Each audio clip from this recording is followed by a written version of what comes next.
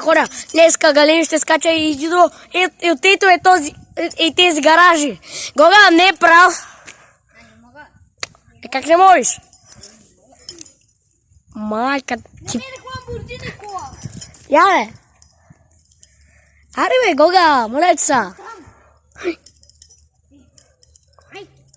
Който скочи първи, това е късметлия. Дидо или Галин първи ще скочи. Кой? Той ще получи 50 лева. Който скочи първи е най-великия.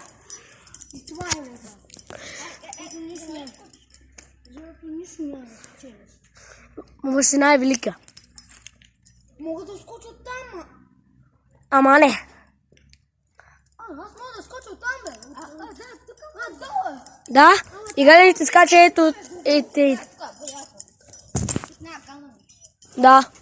И Гога, дами и господа, гледайте как якия Гога скача и е про на Brawl Stars. Дай! Дай! И Гога ти ще скочи. О! Да, говорим си!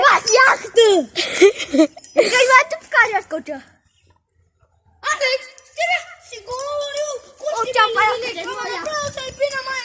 И ти се би, бе! И какво да скочи до? Не, хвала ти дево! Дай, Гога пак скочи. Всичките зрители туй!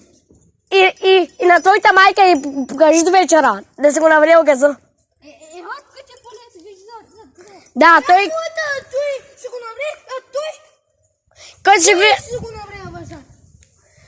Баща ти пияница му кажи. Бака. Кажи му на баща ти пияница. Ако ти деш там на колата му.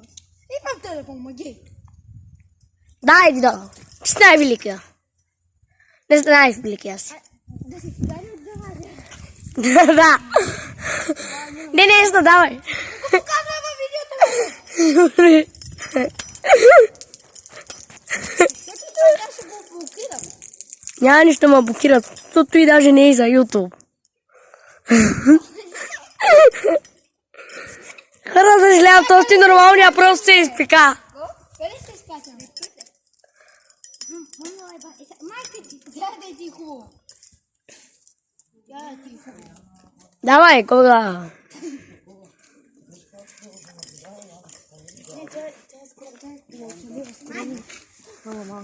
Аре бе, кой ще скача?